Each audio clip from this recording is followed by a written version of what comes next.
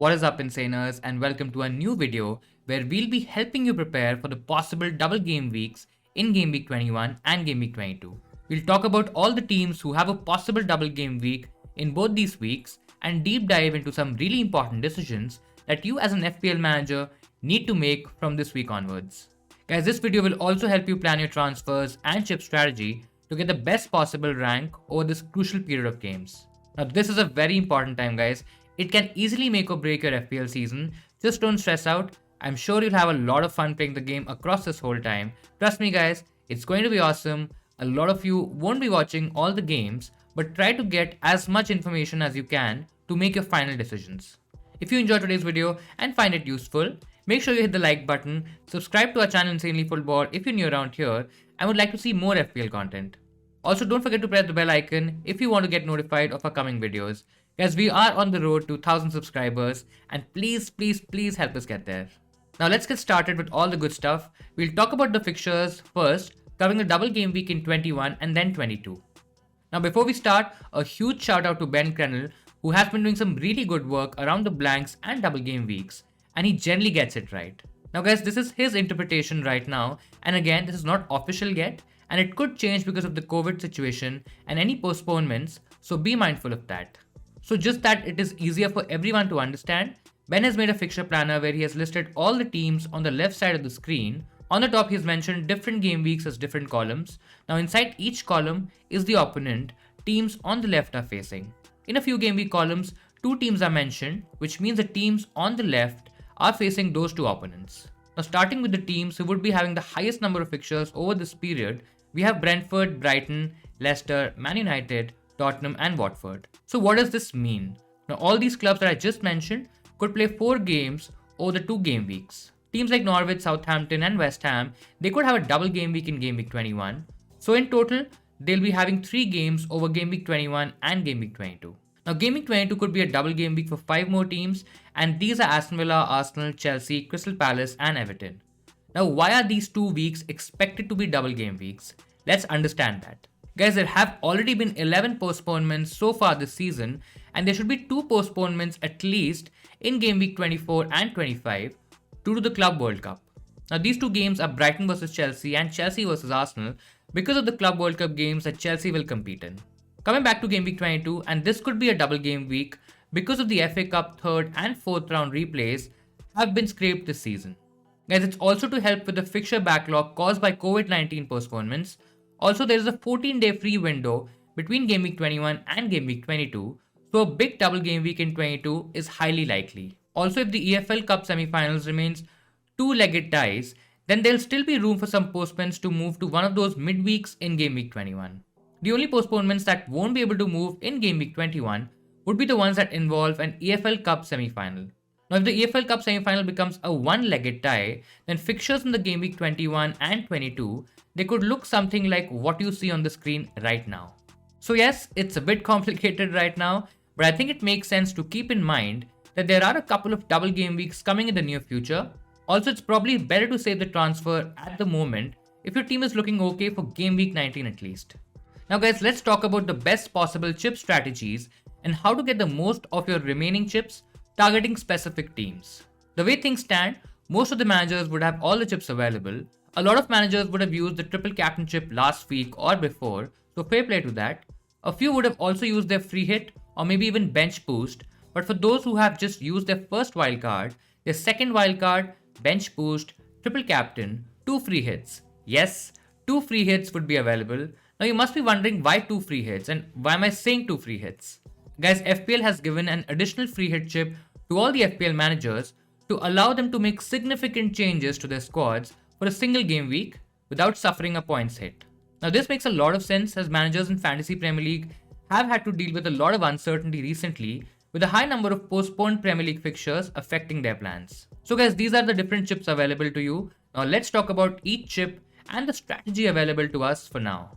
Let's start with the free hit chip first. Obviously this allows you to make unlimited transfers and change your team for 1 week, post which it gets back to your old squad. Now a lot of managers would be thinking of using it in Game Week 21, which is a viable strategy, and have a team ready in Game Week 22. The other case is building your squad for any double fixtures and using that first free hit in game week 22, which is definitely going to be a bigger double game week. Guys, I think the second option makes a lot more sense as it doesn't leave your team exposed to the bigger value game week 22 and you can plan more for game week 21 without really worrying about game week 22. You can definitely get more players in your teams who maybe have a double game week in 21 and have decent fixtures in general. Spurs would of course be a priority. They have decent fixtures long term and the likes of Kane, Son and maybe even Reguilon could be popular picks. Guys, Man United is another team who would be on the watch list for a lot of managers. Now Ronaldo could be a great pick. Whether he's going to start all 4 or feature in every game, that's a very different conversation.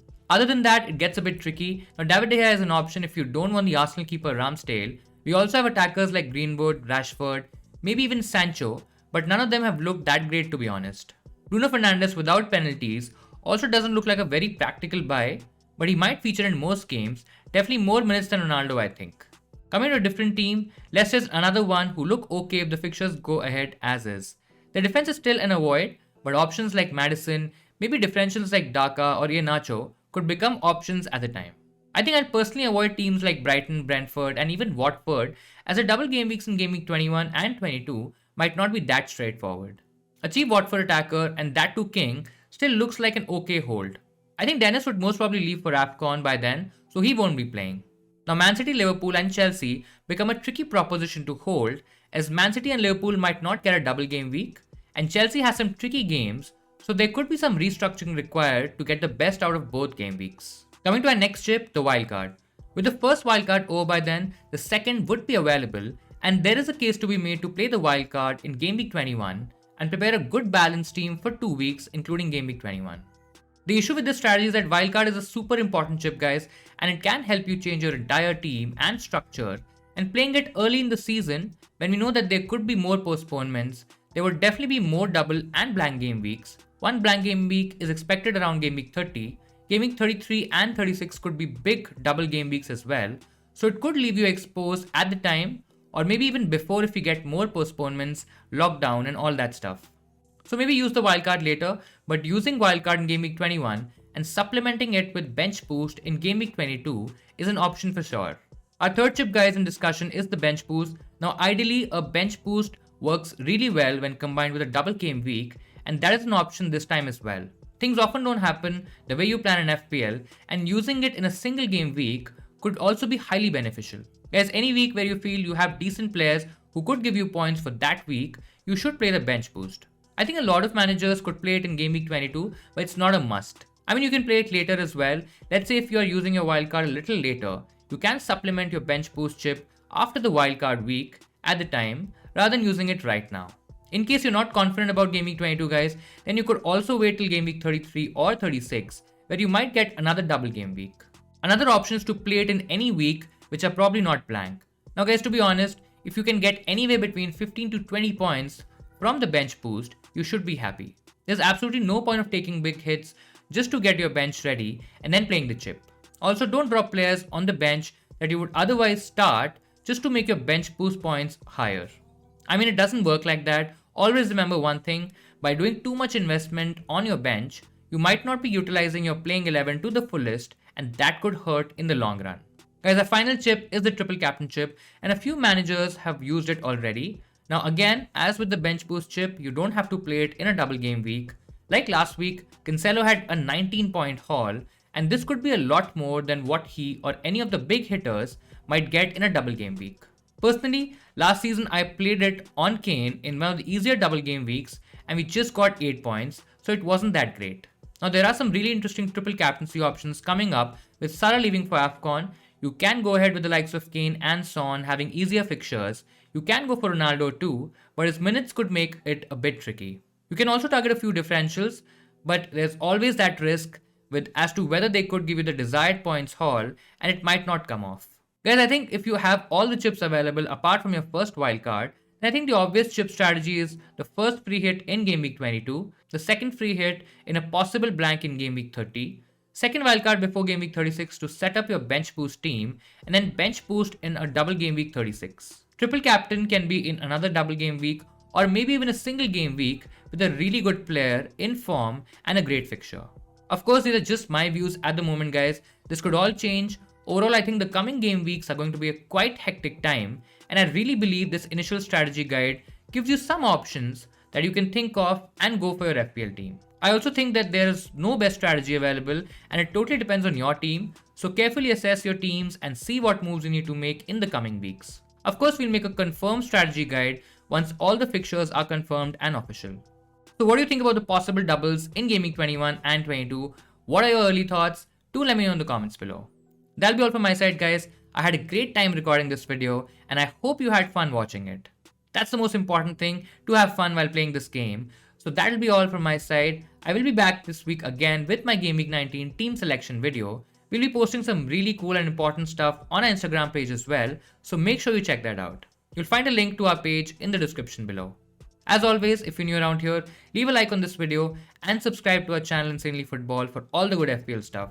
As we are on the road to 1000 subscribers and your support, that'll mean the world to me. Have a good one, guys, and I'll see you Insaners next time.